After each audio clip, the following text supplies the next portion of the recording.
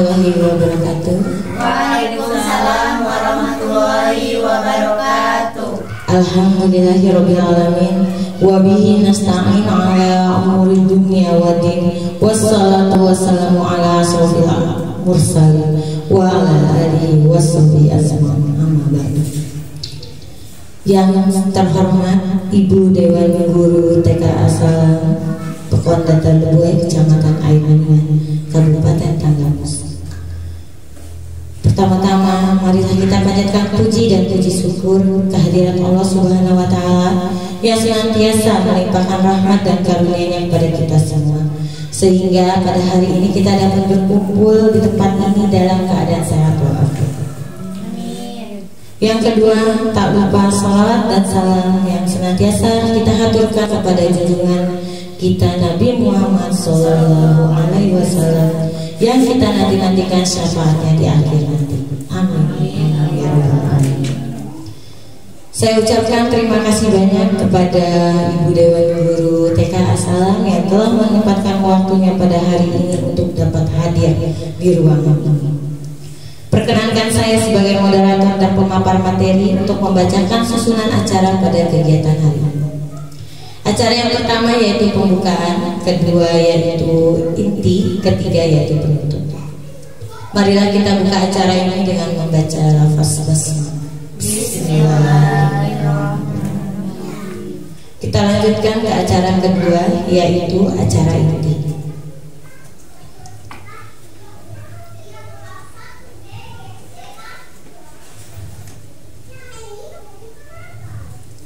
Saya di sini akan mendefinisikan pemahaman kebutuhan murid dengan budaya positif di sekolah. Sebelumnya, marilah kita belajar bersama, berkolaborasi, saling mendukung dalam mewujudkan budaya positif di sekolah. Topik pada hari ini yaitu disiplin positif dan nilai-nilai kebajikan universal. Kedua, teori motivasi, hukuman, penghargaan, dan retribusi. Ketiga, keyakinan kelas. Keempat, kebutuhan dasar manusia dan dunia berkualitas. Kelima, 5 posisi kontrol. Keenam, segitiga retribusi. Mari kita usul kesepakatan diseminasi pada siang hari ini. Setujukah bila pada kegiatan hari ini kita membuka pikiran kita membuka wawasan kita tentang dunia positif untuk menjadi yang lebih baik ke depan? Setuju Ibu-ibu? Setuju. Yang kedua, ancurkan tangan jika memang ada sesuatu yang perlu untuk dipertanyakan atau yang kurang jelas. Yang ketiga yaitu catat bila memang itu perlu dan memang untuk mengingat kita di masa ke depan. Yang keempat, yang terakhir yaitu efisiensi waktu. Kita setuju dengan kesepakatan diseminasi pada siang hari ini dengan 4 kesepakatan? Setuju. Sebelumnya mari kita lakukan ice breaking. Untuk ibu-ibu saya harapkan untuk berdiri sejenak. Perhatikan instruksi yang saya berikan. Instruksinya yaitu ikuti apa yang saya katakan. Instruksinya ikuti apa yang saya katakan. Oke, kita mulai. Ayam, ayam, ayam, sapi, sapi, sapi. Ayam, ayam, ayam, sapi, sapi, sapi. Keren. Ketik lagi Ibu, ingat instruksi. Ikuti apa yang saya katakan. Ikuti apa yang saya katakan. Ayam, ayam, sapi, sapi, ayam. Ayam, ayam, sapi, sapi, ayam. Sapi, sapi, ayam, ayam, sapi. Sapi, sapi, ayam, ayam, sapi. Ada berapa ayam? Ada dua. Oke, berarti kurang konsentrasi. Lagi, ya? Siap. Siap? Oke, kita mulai ya. Ayam, ayam, sapi, ayam, ayam. Ayam, ayam, sapi, sapi, ayam, ayam. Sapi, ayam, sapi, ayam. Sapi, ayam, sapi, ayam. Ada berapa sapi? 2. 1. Banyak. 2 dan 1. Oke, kita mulai dengan konsentrasi. Oke. Ingat dengan instruksi yang saya Ikuti yang saya katakan. Oke. Ayam-ayam, sapi-sapi, ayam. Ayam-ayam, sapi-sapi, ayam. Berapakah ayam? 2. Oke, tepuk tangan buat semuanya. Sepertinya ibu-ibu kurang konsentrasi. Ingat, instruksinya ikuti apa yang saya katakan. Ketika saya menanyakan ada berapa ayam, seharusnya menjawabnya ada berapa ayam. Kita tepuk tangan buat kita semua. Terima kasih ibu, boleh silakan duduk kembali. Berarti ibu kurang fokus untuk siang hari ini. Oke, coba untuk kita fokus pada hari ini, mari kita tepuk fokus. Oke, bisa kita tepuk fokus? Tepuk fokus. Melihat, Mendengar, mengingat. fokus. Oke, kita fokus ya ibu-ibu. Sudah mulai konsentrasi di siang hari ini? Sudah mulai konsentrasi? Oke. Ibu-ibu di depan hadapan ibu-ibu sudah ada bloklet yang bisa kita pakai untuk menjawab pertanyaan di bawah ini. Saya bacakan pertanyaan. Hanya ibu menjawab dengan setuju atau tidak setuju. Pertanyaan pertama, hukuman dapat mendisiplinkan anak. Makan yang warna kuning boleh. Hukuman dapat mendisiplinkan anak, setuju atau tidak setuju?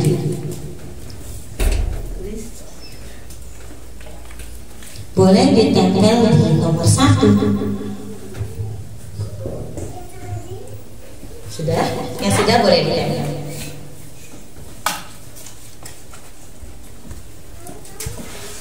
Ayo. Nomor 1. Oke, boleh setuju, boleh tidak setuju, sesuai dengan pendapatnya. Jangan ditinggal di bawah ini boleh. Oke. Ini stikernya kembali dibalik itu kan lagi kembali stikernya. Setuju, tidak setuju, setuju. Sini. Ini setuju atau apa? Pertanyaan pertama tadi, hukuman dapat mendisiplinkan anak. Jawabannya ada yang setuju, tentu ada yang tidak setuju ya. Pertanyaan kedua ibu, siapkan. Pemberian hukuman dengan hal positif seperti membaca atau membersihkan halaman sekolah dapat meningkatkan disiplin anak. Setuju atau tidak setuju? Boleh ditempel kembali di nomor kedua. Tentu pertanyaan jawabannya beragam ya Bu. Setuju. Setuju?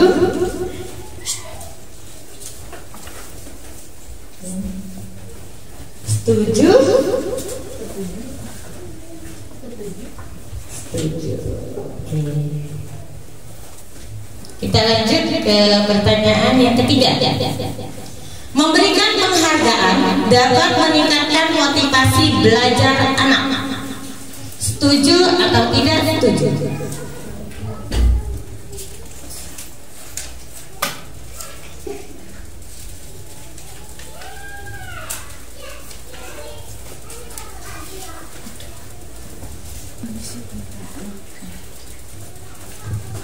Oke.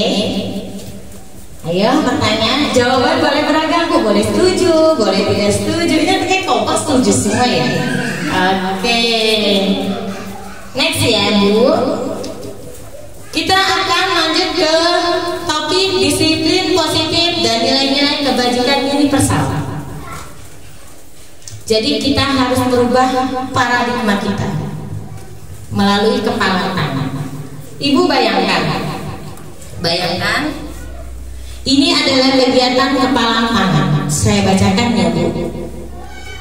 Anda A dan teman Anda B. Tobeklah secari kertas kecil. Ini dibayangkan ya Bu, dibayangkan.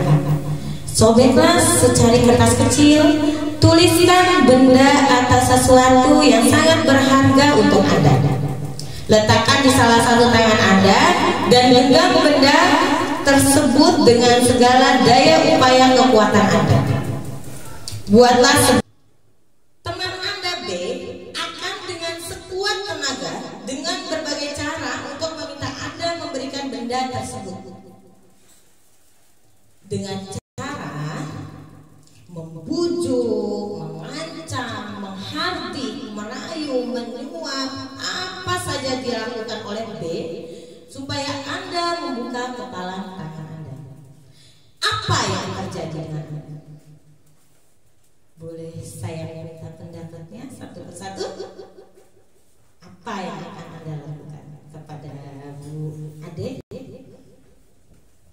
Apa yang terjadi? Saya coba untuk menjawab. Pastinya saya mempertahankan apa yang saya punya, dan walaupun banyak tantangan, tetapi saya coba untuk mempertahankan karena itu hak saya dan saya harus mempertahankannya. Oke, terima kasih. Kalau untuk Bu Un, apa yang terjadi? Bila apa? Yang terjadi dengan kepala tangan tadi? Ya, memang kita harus mempertahankan apa yang menjadi milik kita, harus kita pertahankan.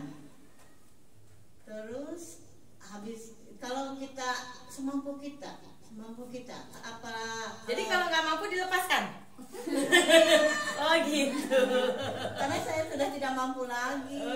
Jadi gitu. Kepada Bu Ida coba saya minta pendapatnya, apa yang terjadi? Yang terjadi adalah ketika kita mempunyai sesuatu yang sangat-sangat penting untuk kita miliki dan tidak boleh orang lain tidak boleh yang berharga, pastinya kita harus mempertahankannya karena sesuatu yang berharga itu sangat penting. Seseorang tidak boleh mengetahui hal apa yang kita punya. Walaupun udah dirayu, walaupun sudah disuap, walaupun sudah dibujuk, tetap mempertahankannya. Oke, tentang luar biasa. Coba dengan Bu Adel, gimana? Menurut Bu Adel, apa yang terjadi? Kalau menurut pendapat saya punya barang yang satu sangat berharga. Terus si B ingin merebut barang saya tadi, Bu, Dengan berbagai daya upaya. Kalau si B lebih membutuhkan barang berharga yang saya punya, maka saya akan memberikan kepada dia. Tapi jika itu memang dia membutuhkan, kalau dia tidak membutuhkan, saya tetap mempertahankan barang yang saya punya yang berharga. Oke, terima kasih. Boleh tepuk aplausnya. Terima kasih kepada ibu-ibu sekalian. Jadi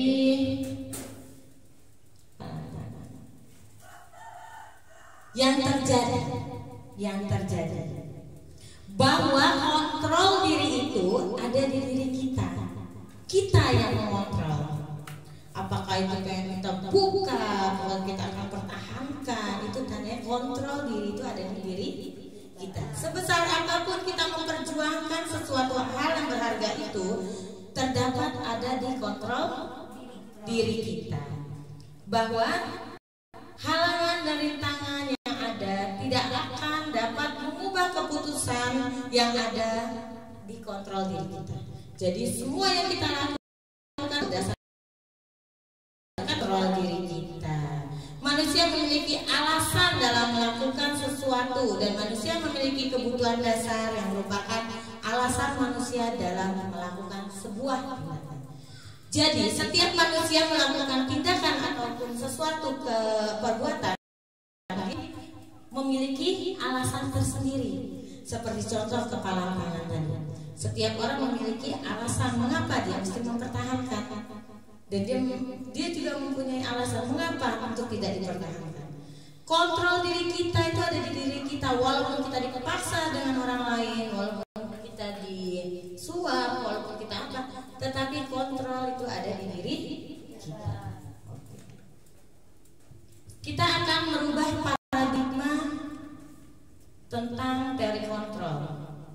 Siapa sesungguhnya yang memiliki kontrol? Simulasi respon. Kita berpandangan supaya berpandangan sama tentang kita. Itu salah. Kita harus mengontrol dengan kita berusaha mengamati pandangan orang lain tentang dunia.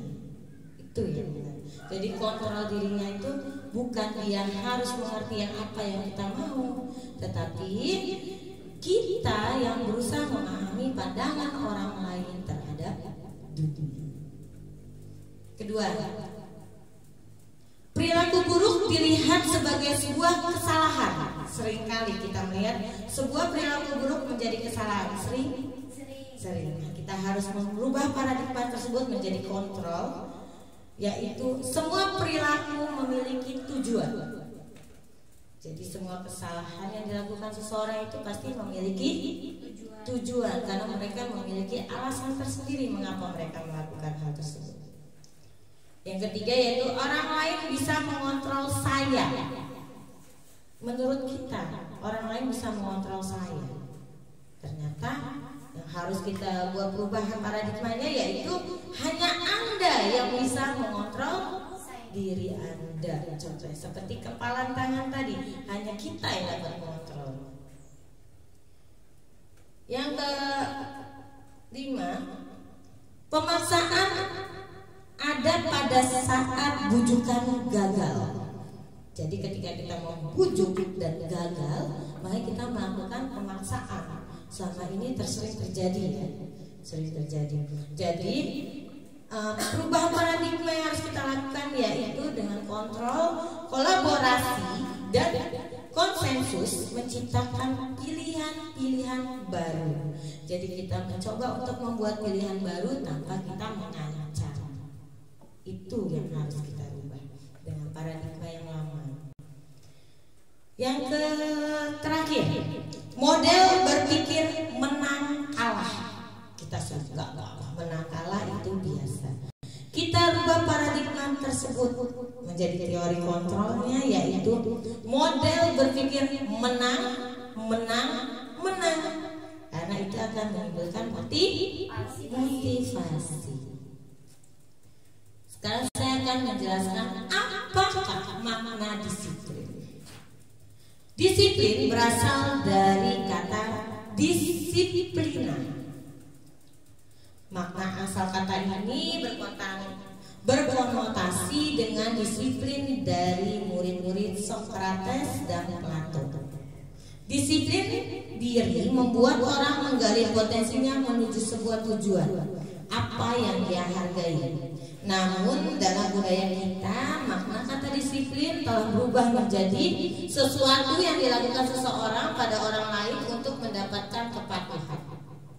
Orang lain, kecenderungan umum adalah menghubungkan kata disiplin dengan ketidaknyamanan, bukan dengan apa yang kita hargai atau pencapaian suatu tujuan yang mulia. Selama ini yang kita kenal dengan disiplin itu tidak nyaman, benar nggak? Disiplin itu tidak nyaman. Cenderung kita tuh berpikir disiplin itu tidak nyaman. Seharusnya kita menghargai karena disiplin itu akan mencapai tujuan yang mulia. Jadi di sini kata disiplin nanti kita akan menjadikan budaya positif. Nah, jadi kita selanjutnya akan belajar dengan nilai-nilai kebajikan universal. Nilai-nilai kebajikan universal adalah sifat-sifat positif manusia yang merupakan tujuan mulia yang ingin dicapai setiap individu. Nilai-nilai tersebut bersifat universal dan lintas bahasa, suku bangsa, agama maupun latar belakang.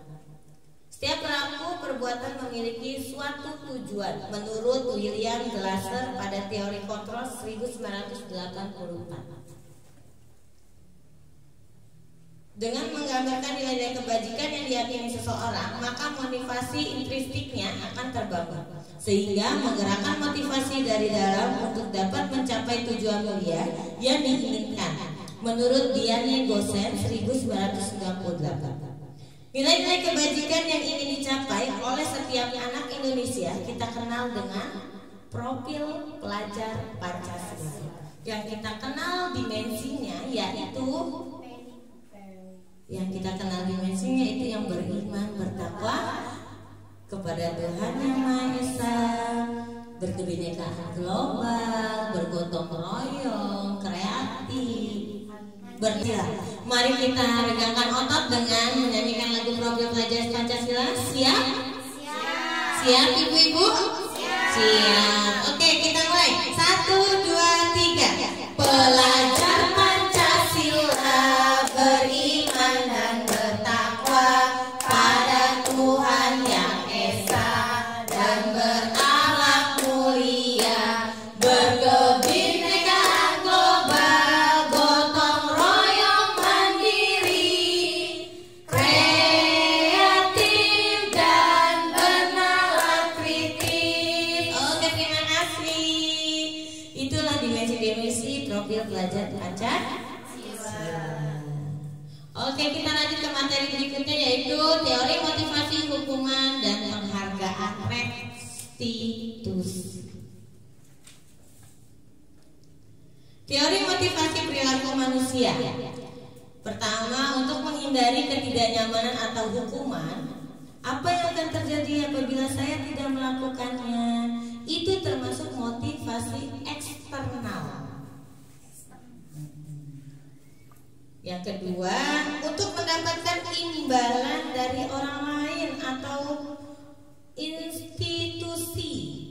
Apa yang akan saya dapatkan apabila saya melakukannya? Itu merupakan motivasi eksternal. Karena motivasinya dari luar, bukan dari diri. Yang ketiga, untuk menghargai diri sendiri. Saya akan menjadi orang seperti apabila saya melakukannya. Itu termasuk motivasi internal yang bertujuan sebagai disiplin positif. Kita sering mendengar kata merdeka, benar nggak? Kita sering mendengar kata merdeka. Menurut Ki Hajar Dewantara, merdeka itu artinya tidak hanya terlepas dari perintah, akan tetapi juga cakap membuat memerintah diri sendiri. Itu menurut Ki Hajar Dewantara. Jadi merdeka menurut Ki Hajar Dewantara bukan hanya dia tidak diperintah, tetapi dia bisa memerintah diri dia sendiri. Itu namanya merdeka. Dihukum oleh penghargaan ini, Bu, yang berkaitan dengan pematik yang tadi Ibu kerjakan. Dihukum oleh penghargaan. Ternyata dihukum oleh penghargaan itu memiliki dampak. Menurut Alfie Kohn tahun 1993, dampaknya yaitu pengaruh jangka pendek dan jangka panjang. Penghargaan itu menghukum. Penghargaan mengurangi ketepatan. Penghargaan tidak efektif. Penghargaan merusak hubungan. Penghargaan menurunkan kualitas. Penghargaan mematikan kreativitas. Penghargaan mengurangi motivasi intrinsik. Coba kita mulai merefleksi diri. Coba Ibu ambil kertas yang di hadapan. Kita memiliki 7 pertanyaan. Kertas not ya, not tempel. Di nomor 1 saya bacakan ya. Mencatat 100 kali di dalam buku kalimat, saya tidak akan terlambat lagi karena terlambat ke sekolah. Itu termasuk hukuman atau konsekuensi. Hukuman atau konsekuensi.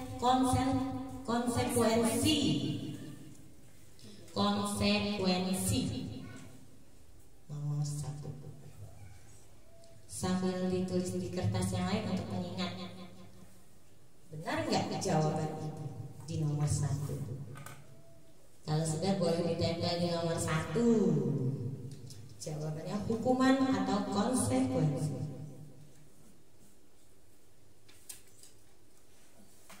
Oke, kita lanjut ke nomor 2 ya. Ayo ditempel nomor 1.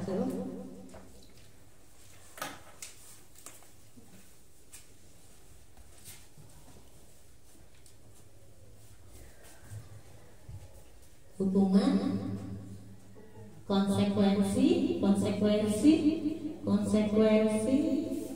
Boleh di nomor 1 sini. Oke, terima kasih. Nomor 2.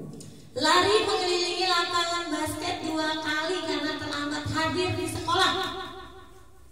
Hukuman atau konsekuensi? Lari keliling lapangan basket sebanyak 2 kali.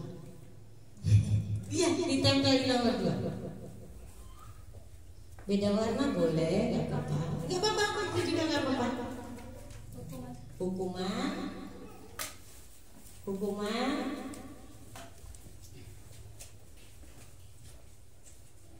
Nomor 2 ya. Iya di sini. Ya. Itu konsekuensi hukum. Kembali ke lemnya ya.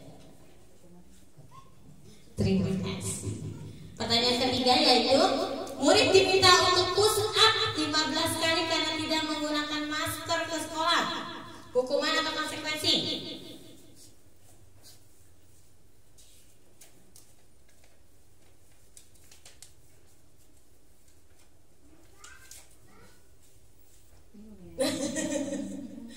Oke, nanti kita akan memperdalam apa itu hukuman, apa itu konsekuensi. Kita jawab dulu sepengetahuan ibu yang ibu lakukan sehari-hari itu termasuk hukuman atau konsekuensi? Tidak. Dan kalau nggak pakai masker di push up tuh 15 kali. Hukuman atau konsekuensi? Nomor 3.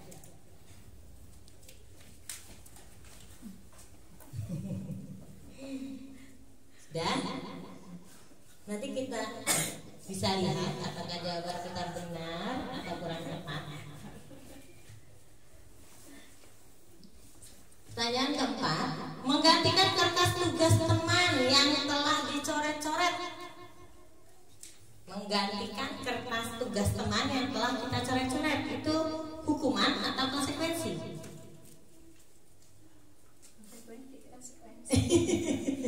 Boleh konsekuensi, boleh hukuman sesuai dengan keyakinan yang ibu punya.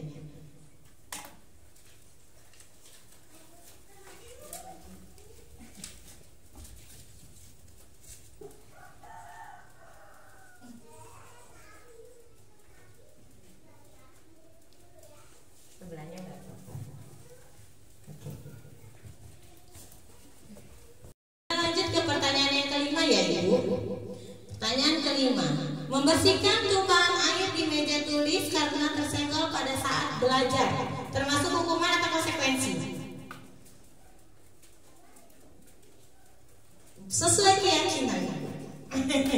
Ibu yakin itu suatu hukuman atau suatu konsekuensi? Boleh ditempel di nomor 5. Pertanyaan ke-6, murid disuruh untuk tidak mengenakan sepatu seharian di sekolah karena dia tidak mengenakan sepatu warna hitam.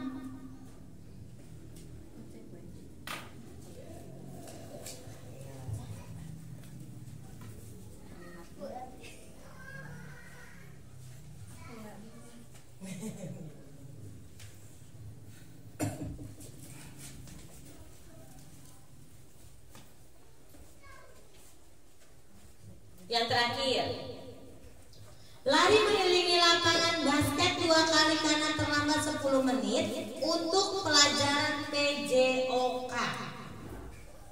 Lari mengelilingi basket 2 kali karena terlambat 10 menit di pelajaran PJOK.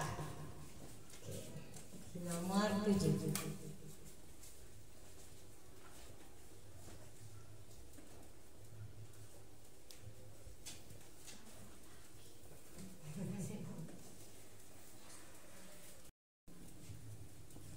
Baik ibu-ibu, kita lanjut ke keyakinan kelas.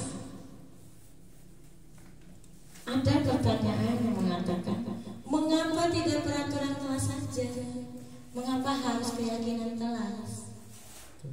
Ibu sering mendengar, mengapa kita memiliki peraturan harus menggunakan helm bila mengenai kendaraan roda 2? Pernah? Mengapa kita memiliki peraturan 3M menggunakan masker, mencuci tangan, dan menjaga jarak 1,5 meter?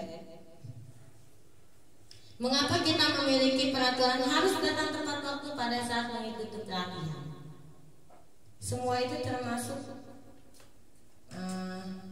peraturan atau keyakinan. Peraturan atau keyakinan yang saya bacakan tadi.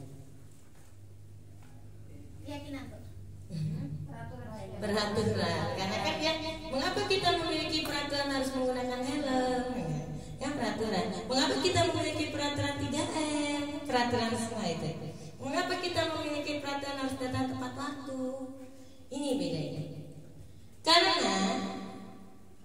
keyakinan kelas itu akan menimbulkan motivasi intrinsik dari dalam diri kita. Itu keyakinan. Karena kita meyakininya, jadi yang timbul itu adalah motivasi intrinsik. Apa motivasi dari dalam diri kita. Tapi kalau peraturan yang timbul itu adalah motivasi ekstrinsik, ya, karena dia timbul dari luar dengan paksaan. Kalau keyakinan dia tidak dalam paksaan. Kalau dia peraturan dia melalui paksaan. Jadi dia ketidaknyamanan dalam jangka panjang. Keyakinan kelas. Keyakinan kelas merupakan sebuah nilai kebajikan universal yang telah disepakati secara tersirat dan tersurat terlepas dari adanya latar belakang suku, negara, bangsa maupun juga agama. Jadi keyakinan kelas itu sudah kita sepakati di dalam kelas. Keyakinan kelas dibuat secara bersama-sama dengan seluruh siswa yang mempunyai nilai-nilai kebajikan yang dapat dipercaya. Keyakinan kelas merupakan salah satu disiplin positif yang dapat untuk diterapkan dalam membangun budaya positif di lingkungan sekolah. Keyakinan kelas haruslah berpihak kepada murid dan dirumuskan bersama dengan murid demi membangun kemandirian mereka. Guru hanyalah sebagai fasilitator. Di dalam hal ini keyakinan kelas dibuat dengan cara universal yang mencakup berbagai macam aspek kesepakatan ataupun aturan yang telah berlaku di dalam ruang kelas tersebut. Keyakinan kelas.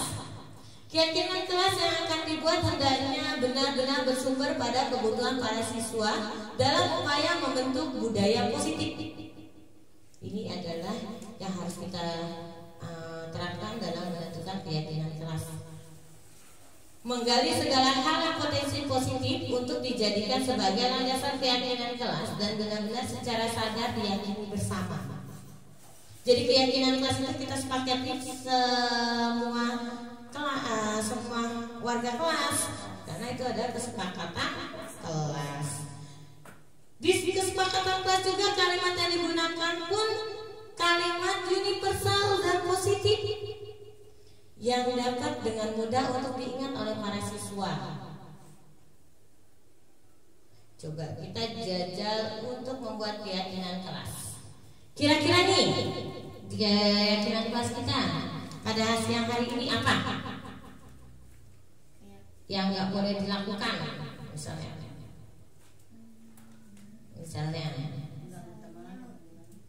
tidak mengganggu teman. Terus boleh sebut lagi contoh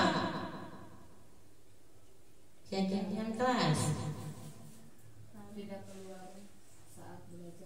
Tidak keluar saat belajar. Boleh. Membuang sampah itu bisa nggak? Tidak buat peraturan. Tidak Membuang sampah sembarangan. Tidak membuang sampah sembarangan. Kata-kata dari 3 kata tadi itu tuh udah termasuk depannya kan kata tidak semua. Sedangkan keyakinan kelas itu menggunakan kata-kata yang universal dan positif. Jadi kita rubah tuh menjadi kata-kata yang universal dan positif. Contohnya tadi tidak mengganggu teman. Kita ganti universal atau positifnya dengan saling menghargai satu sama lain. Masuk. Terus membuang sampah tadi, tidak membuang sampah sembarangan. Kita ganti kalimat universal dan positifnya dengan Buang sampah pada tempatnya. buang sampah pada tempatnya, menjaga kebersihan kelas. Itu kalimat positifnya. Coba satu lagi tadi apa Ibu? Tidak keluar kelas saat belajar. Nah, tidak keluar kelas saat belajar, kita ganti kalimatnya apa? Menjaga ketertiban kelas. Tertib ketika sedang belajar. Itu kalimat positif dan universalnya. Kira-kira lebih enak didengar dengan kalimat peraturan atau kalimat positif atau universalnya? Kira-kira enak didengar yang mana? Enakan kita buat peraturan atau kita buat keyakinan? Buat keyakinan. Semoga bisa diterapkan. Kita membuat keyakinan bukan peraturan. Ternyata Ibu, keyakinan kelas itu punya tujuan di dalam penerapannya. Bisa dilihat di sini. Keyakinan kelas itu mewujudkan merdeka belajar pada anak, dan anak akan memberi kebebasan untuk mengungkapkan pendapat tentang keyakinan kelas apa saja yang mereka inginkan, serta menuangkan ide, pendapat, dan juga gagasan mereka secara terbuka serta demokratis. Jadi Bu, kalau Ibu membuat keyakinan kelas itu, anak-anak akan memerdekakan anak. Jadi anak-anak itu juga mereka terbuka, mereka ingin kelasnya seperti apa, mereka berpendapat sendiri, dan mereka pun akan mentaatinya karena mereka yang membuat kesepakatan tersebut. Tanpa kita yang membuat, kita hanyalah fasilitator. Yang kedua yaitu mewujudkan disiplin positif kepada anak yang kemudian akan menjadi budaya positif. Budaya di mana anak dapat menjalankan keyakinan kelas yang telah disepakati bersama dengan kesadaran diri dan tanpa adanya tekanan. Jadi dia menjalankannya dengan kesadaran, bukan dengan tekanan. Beda dengan peraturan. Kalau peraturan dia melakukannya dengan tekanan, harus. Tapi kalau dengan keyakinan, mereka mengerjakannya tanpa tekanan. Contoh keyakinan kelas. Ini ada contoh keyakinan kelas disiplin.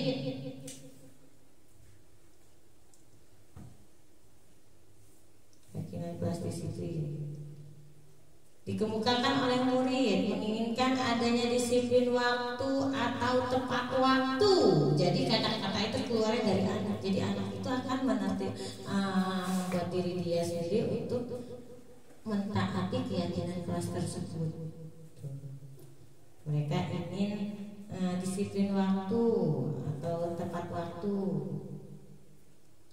Kedua, tidak terlambat untuk datang, disiplin dan jadi tidak terlambat untuk datang. Kalimatnya masih negatif ya, maksudnya kalimatnya belum universal, belum positif. Kita rubah jadi disiplin dalam berseragam, disiplin dalam melaksanakan tugas. Nah kan kata-katanya lebih mudah artinya. Contoh keyakinan kelas yang lain yaitu saling menghormati dan menyayangi. Anak-anak itu menginginkan untuk dapat menjaga kerukunan, menghormati guru, dan saling menyayangi antar teman. Menyayangi semua guru, bekerja sama terhadap teman, saling menghargai dan membiasakan untuk sapa, senyum, salam, sopan, dan santun. Itu kita membuat keyakinan kelasnya yaitu saling menghormati dan menyayangi. Contoh keyakinan kelas yang lain yaitu mandiri. Anak menyepakati untuk dapat membiasakan sikap yang mandiri. Jadi buat kesepakatan kelas, Bu, kita akan membiasakan sikap yang mandiri. Ya, itu termasuk mandiri keyakinan kelasnya. Tunggu orang tua lagi di dalam kelas, mampu untuk makan sendiri. Nah, terus serta melaksanakan kegiatan-kegiatan lain secara mandiri. Itu keyakinan kelasnya masuk ke mandiri. Nih, contoh keyakinan kelas lain. Ada yang namanya bertanggung jawab. Anak-anak menyepakati untuk dapat membiasakan sikap yang tanggung jawab, diantaranya meyakini merapihkan mainan, buku, alat tulis, serta barang-barang lain yang telah digunakan. Bisa mereka sepakat tuh, Bu, kita sepakat untuk merapikan mainan, habis pakai, habis menggunakan, gitu kan. Bu, saya nanti kalau habis pakai buku Berarti kita buat keyakinan kerasnya dengan kata bertanggung jawab. Ketika mereka melakukan kesalahan, kita bisa menegur mereka dengan keyakinan keras mana yang kalian langgar. Seketika mereka akan ingat dengan kesepakatan kelas tadi. Oh iya, saya kan punya kesepakatan kelas, harus merapikan mainan, kesepakatan kelas tanggung jawab, seperti itu. Sampai sini paham ibu? Baik ibu-ibu, sekarang kita lanjut ke teori berikutnya ya, ke materi berikutnya yaitu eksplorasi konsep. 5 posisi kontrol. Ini buat bu guru nih 5 posisi kontrol. Kira-kira bu guru selama ini ada di posisi kontrol yang mana? Kita akan pelajari. 5 posisi kontrol itu dia ada 5 posisi nih. Guru sebagai penghukum, guru sebagai pembuat orang merasa bersalah, guru sebagai teman, guru sebagai pemantau, dan guru sebagai manajer. Selama ini ibu ada di posisi mana? Sebagai penghukum, pembuat rasa bersalah, atau teman, atau pemantau, atau manajer? Kira-kira ibu teman. Ibu Uwan berada di posisi mana kira-kira sekarang?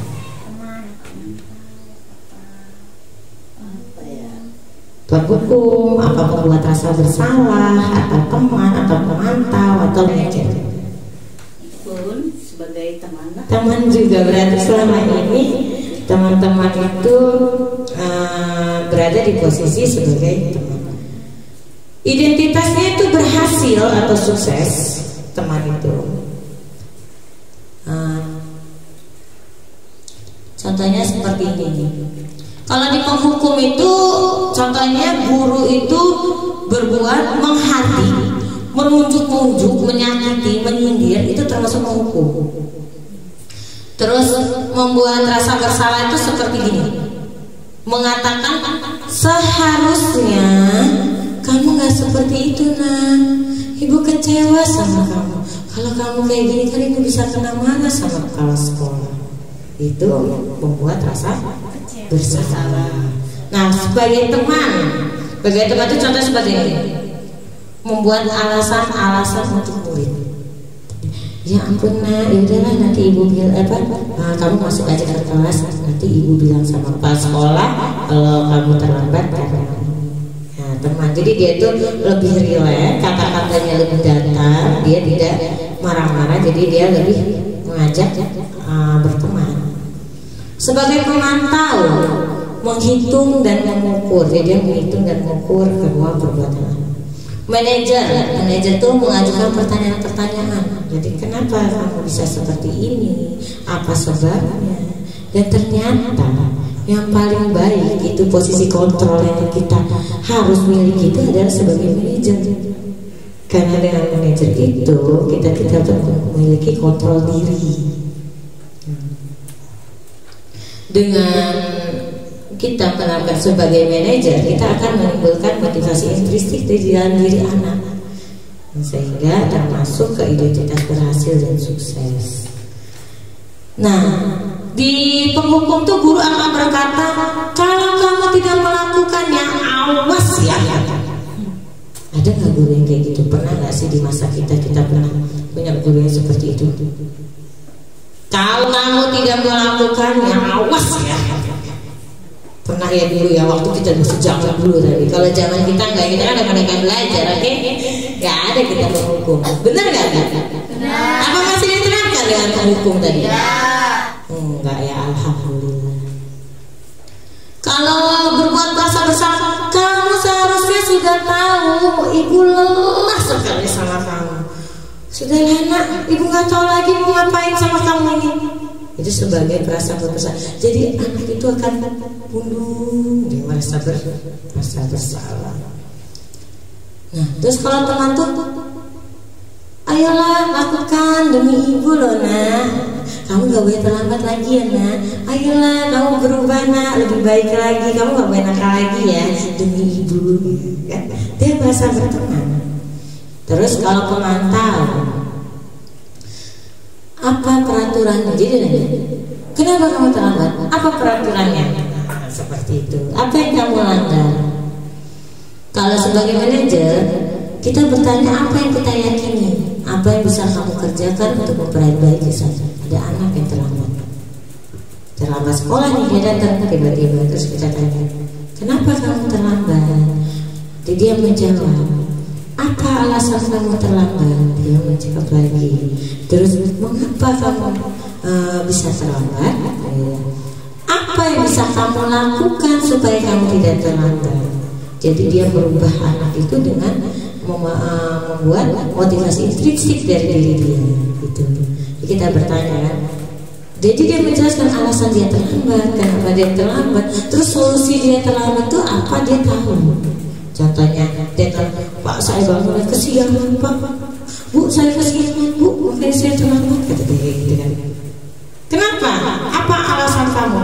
Karena saya tidur malam Pak. Terus apa yang bisa kamu lakukan supaya kamu tidak terlambat lagi? Besok saya akan hidupin alarm Pak supaya aku nggak terlambat dan tidurnya tidak malam-malam. Nah jadi itu yang terjadi pada guru itu, yaitu pada posisi manajer. Ternyata ada hasilnya dari posisi-posisi masing-masing tersebut. Misalnya seperti penghukum itu hasilnya itu anak itu akan menjadi pemberontak.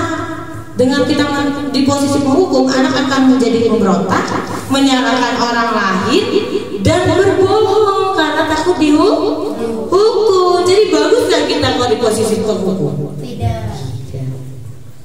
Nah, kalau di membuat rasa bersalah itu dampaknya tuh anak akan menyembunyikan atau menyangkal atau berbohong karena dia takut. Jadi dia jadi pundung, jadi dia menyingkirkan dari orang lain. Itu dia jadi karena dia merasa bersalah. Terus teman, nah kalau teman ini jadi ketergantungan dengan seseorang, wah, terangnya, yes ada Bu Ida, yes Bu Ida, ya terganti dia Bu Ida, oh nggak bakal marah ada Bu Ida, yes kan gitu. Ya Bu Ida, ya Bu saya nggak akan ngulangin lagi kan kayak gitu kan, kalau anak jadi teman kan. Yes, jadi tergantung mana ya Bu Ida, mana ya Bu Ida. Kalau penghukum tadi dia tuh jadi benci dengan guru itu, tapi kalau jadi teman dia akan suka atau ketergantungan dengan satu orang itu aja. Jadi nggak suka sama guru yang menghukum atau dia nggak suka dengan guru yang posisi manajer. Dia hanya suka dengan posisi guru yang sebagai teman. Nanti nyaman dengan hal itu semua. Terus itu. Sebagai pemantau, murid meletakkan guru peraturan dan hukuman di dunia berkualitas. Jadi guru itu dia membuat dunia itu berkualitas sebagai pemantau. Jadi selalu memantau, walaupun dia sudah membuat siswa itu berubah, tapi dia tetap memantau. Terus sebagai manajer, apa sih hasilnya atau dampaknya? Yaitu menguatkan pribadi, jadi menguatkan pribadi anak. Iya enggak sih? Seperti yang pernah saya buat video segitiga restitusi. Saya sebagai posisi saya sebagai manajer. Pernah lihat videonya? Itu kita akan berdampak sebagai berdampak pada anak, yaitu dia menguatkan pribadi dia dan dia akan menjadi anak yang lebih mandiri dan bertanggung jawab atas tingkah laku dan perbuatan dia. Terus ternyata kaitannya dengan dunia berkualitas itu apa? Penasaran kan? Apa sih kaitannya dengan dunia berkualitas? Ternyata penghukum itu berkaitan dengan murid meletakkan guru di luar dunia berkualitas. Jadi murid guru itu nggak suka sama guru itu karena dia posisi penghukum. Kalau saat guru yang membuat rasa bersalah, murid meletakkan guru di dalam dunia berkualitas. Terus kalau sebagai teman, murid meletakkan guru di sebagai orang yang sangat penting di dunia berkualitas. Kalau sebagai pemantau, murid meletakkan guru peraturan dan hukuman di dunia berkualitas. Terus kalau sebagai manajer, murid meletakkan dirinya sebagai individu yang positif di dalam dunia berkualitas. Nah, ternyata murid itu berkata ketika menjadi penghukum kita, murid itu berkata, biarkan saja, nanti juga marah-marah lagi. Ya nggak sih? Kita marah-marah sebagai penghukum. biarin aja lah. Besok juga dia marah-marah lagi. Ya nggak? Males jadi sama guru itu. Terus itu membuat rasa bersalah. Jadi dia cuma, maafin saya Bu. Jadi dia cuma, ya malas, dia menghindar dari komunitas. Dia merasa terkecil di diri dia. Maafkan saya Bu. Jadi gak ada perubahan diri. Gitu. Nah kalau sebagai teman tadi, saya pikir bapak atau ibu itu adalah teman saya. Ternyata begitu. Jadi kan dia merasa teman saya. Jadi andalan, jadi dia cuma suka sama guru itu aja. Jadi dalam yang lain tuh nggak peduli ya kan sama gurunya. Jadi ketergantungan tuh sama salah satu guru. Terus kalau sebagai manajer, murid akan bertanya, bagaimana cara saya bisa memperbaiki keadaan? Nah, disinilah yang baik. Dia akan bertanya, dia setelah dia melakukan kesalahan, dia akan bertanya, bagaimana cara saya menyelesaikan kesalahan saya, bagaimana saya memperbaikinya. Itu. Dampak pada murid, kalau sebagai penghukum itu, murid akan mengulangi kesalahan. Kalau sebagai pembawa rasa bersalah, murid merasa rendah diri. Sebagai teman, murid akan lemah, tidak mandiri dan tergantung. Sebagai pemantau, menitik beratkan pada sanksi dan hadiah untuk dirinya. Manajer mengevaluasi diri, bagaimana cara memperbaiki diri. Sejauh ini kira-kira posisi mana yang lebih baik yang mesti kita terapkan di kedepan.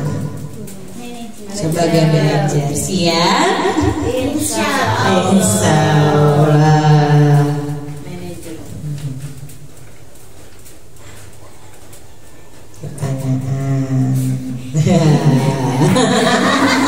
Oke.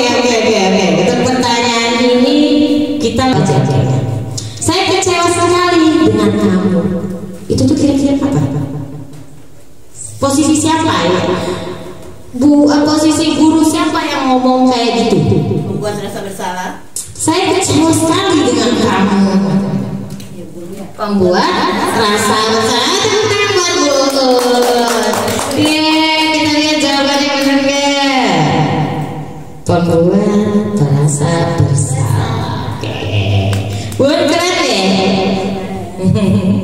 Yang kedua, kamu tidak pernah benar melakukannya. Bagi Guru penghukum. dia benar gitu.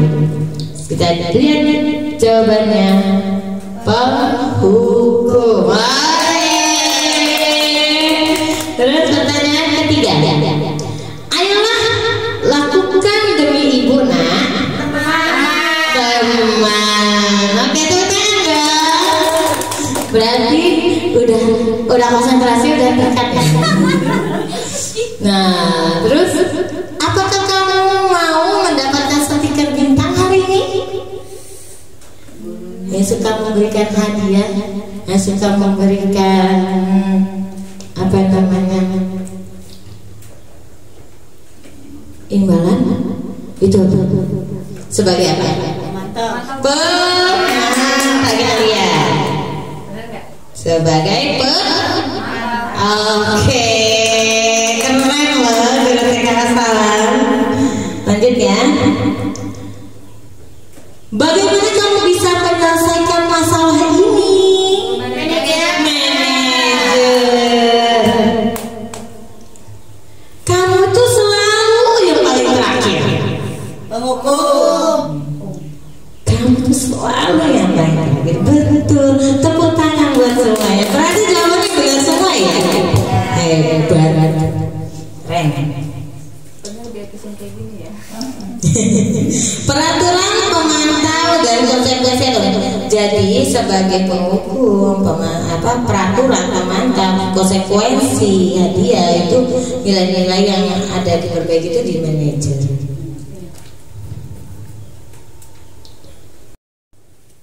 Mari kita perhatikan gambar di bawah ini.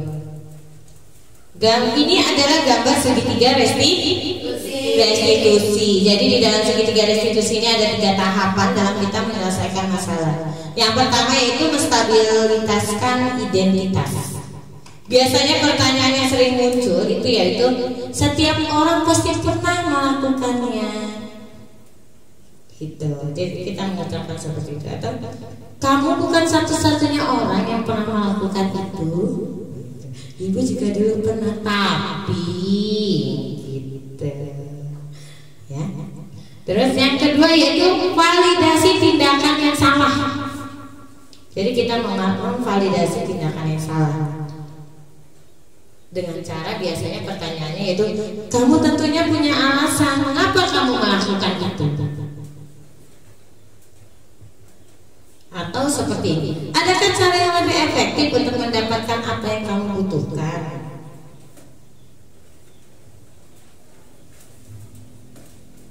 Tahapan yang ketiga yaitu menanyakan keyakinan.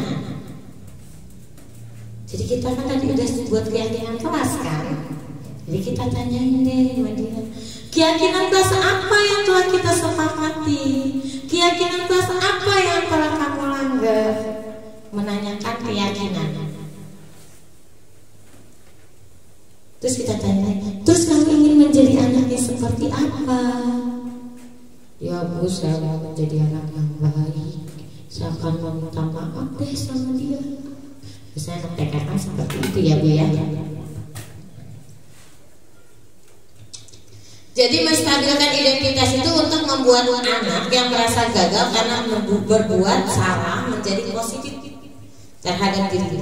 Jadi kita bisa dengerin dia itu salah, dia nakal, dia salah. Dengan kita melakukan, semua orang itu pernah melakukannya. Jadi kita menstabilkan identitas dia karena dia karena dia merasa gagal, karena dia berbuat salah. Jadi kita benarkan, kita stabilkan menjadi positif. Guru sering berkata seperti ini, berbuat salah itu adalah hal yang manusiawi, tidak ada manusia yang sempurna. Ibu juga pernah berbuat salah, itu termasuk menstabilitaskan identitas. Kita pasti bisa menyelesaikan masalah ini. Ibu tidak tertarik untuk mencari tahu siapa yang benar, siapa yang salah. Ibu lebih tertarik untuk menyelesaikan masalah ini. Kalau kamu menyalahkan dirimu sendiri terus-menerus, lalu kamu bersikap baik pada diri, apakah kamu bersikap baik terhadap dirimu? Jadi dia merasa bersalah. Dulu kita pernah punya di sini kerja. Aku yang salah, aku yang merobekin buku. Kita harus melakukan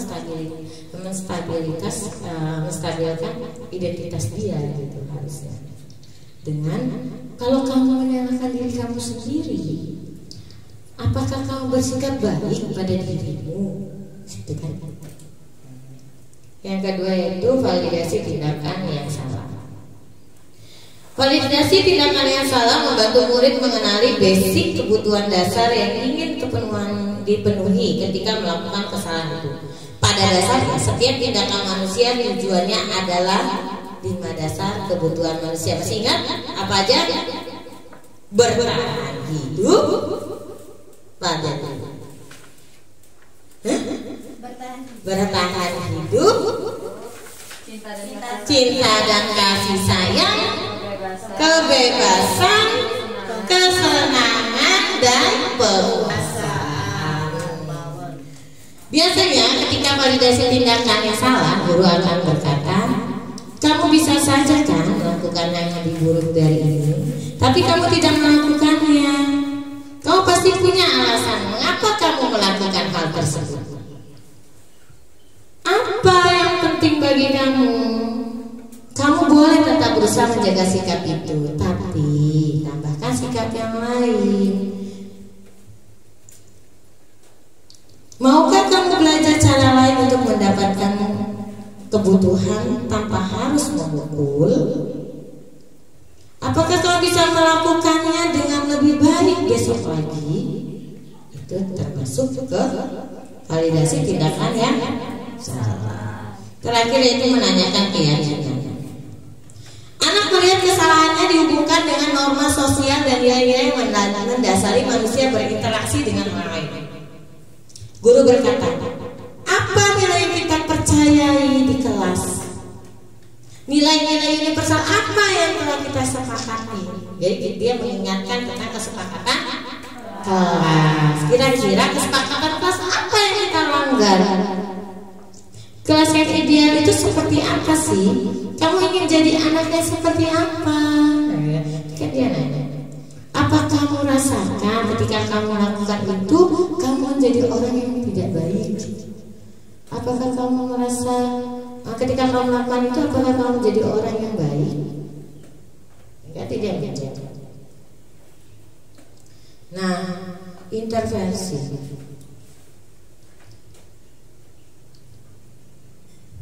Intervensi ini bisa membantu murid kembali ke tujuan semula dengan cukup singkat dan dengan cara non-konfrontatif. Pertanyaan-pertanyaan yang diajukan biasanya dikemukakan oleh seorang pemantau atau manajer. Karena kalau penghukum, teman, terus membuat rasa bersalah, dia nggak mungkin mempertanyakan kayak gini. Apakah kamu ingin berbuat lebih baik? Kira-kira kalau anak kita nakal, kita jawab kayak gitu, dia jawab apa? Ya Bu, aku mau lebih baik lagi, aku nggak mau nakal lagi. Ini gitu ya. Daripada kita menjadi penghukum, kamu nggak boleh nakal, ya? Pembuat rasa bersalah, kamu sih nakal terus, nanti ibu yang kena marah-marah kepala sekolah. Pembuat rasa bersalah. Menjadi teman atau pembela, sehingga dia cuma terpaku dengan kita.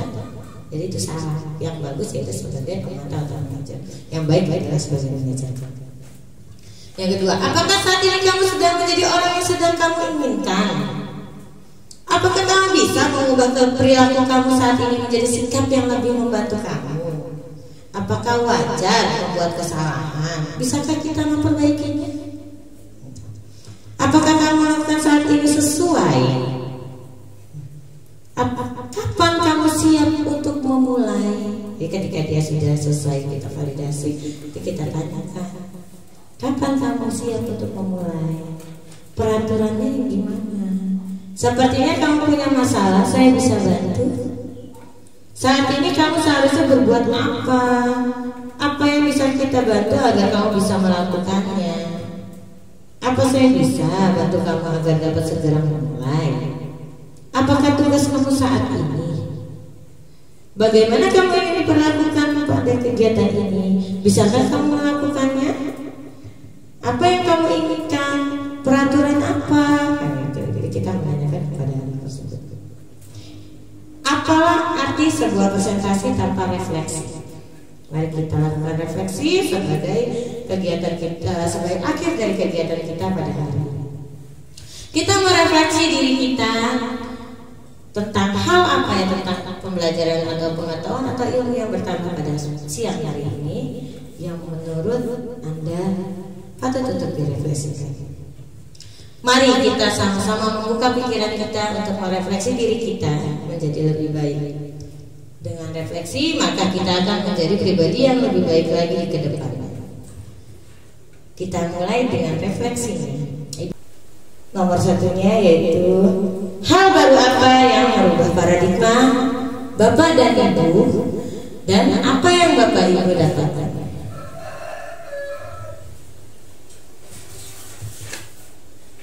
Boleh ditulis di kertas not di dalam satu lembar untuk 4 refleksi. Yang kedua yaitu perasaan apa yang muncul selama mengikuti destinasi ini, khususnya mengenai makna disiplin dan motivasi intrinsik.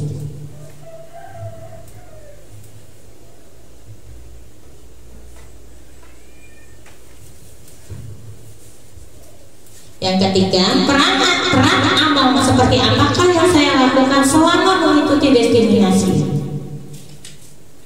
Yang keempat, saya akan menjadi among yang seperti apakah setelah mengikuti destinasi. Among penuntut.